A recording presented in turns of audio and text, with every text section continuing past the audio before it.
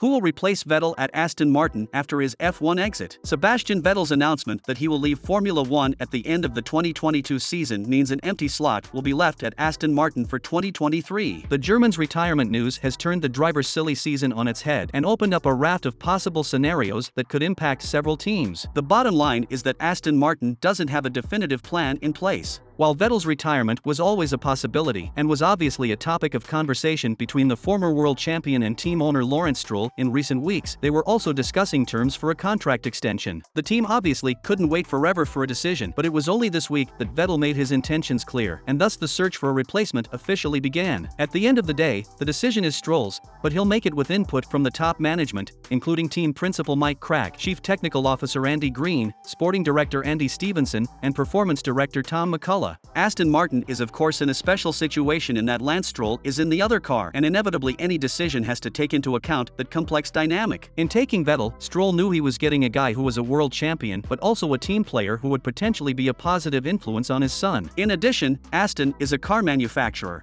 and there are marketing considerations. The choice of Vettel was influenced by the positive PR he would bring, and inevitably Stroll will want, if possible, to take someone with a high profile, such as a proven race winner. The logical first name on the list has to be that of reserve driver Nico Hülkenberg, who drove for the team in its Force India days in 2011, 2012, 2014, 2015, and 2016. He returned to make 3 appearances as a sub for Racing Point in 2020 and deputized for Vettel at Aston in the first 2 races of this season. He's also undertaking a Pirelli test for Aston in Hungary next week, giving him valuable track mileage with the AMR22. He turns 35 in 3 weeks, and as such is less than 2 months younger than Vettel, but as we've seen in recent years, drivers these days can race into their 40s. He can also remain the backup option in the coming weeks for as long as it takes for the team to explore other options and perhaps ultimately decide that he's the best choice, at least for 23. One obvious alternative is Fernando Alonso. Stroll was interested in the Spaniard before he hired Vettel, and he fits the bill of being a world champion and a winner who can bring extensive technical knowledge as well as the marketing profile that Stroll needs at Aston. Leaving Alpine would also open a seat up for Oscar Piastri and keep the Enstone camp happy. The downside is the baggage that some in the Aston camp might fear that Alonso will bring.